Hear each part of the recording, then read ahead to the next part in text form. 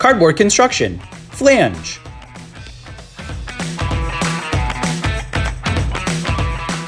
To create our flange effect, we're going to use a straight edge and a canary box cutter to create folds in our cardboard.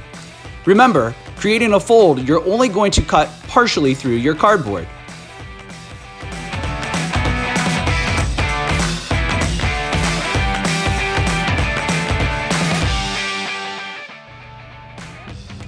Next, we're going to determine how far up we want our flaps to go and mark that with a pencil and a straight edge. Then we'll use our canary box cutter to cut all the way through the cardboard up to our pencil line.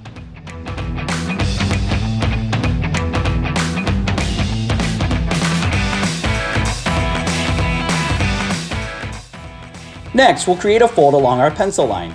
Remember, when creating a fold, only cut partially through your cardboard. This will allow us to fold up and out the flaps.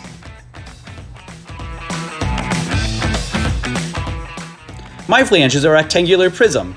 I can then attach the flaps at the bottom to my cardboard creation.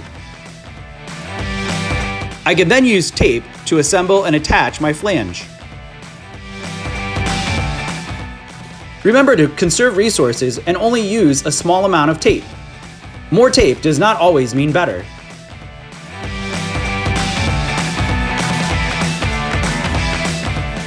Like and subscribe to my YouTube channel for more videos in the cardboard construction series.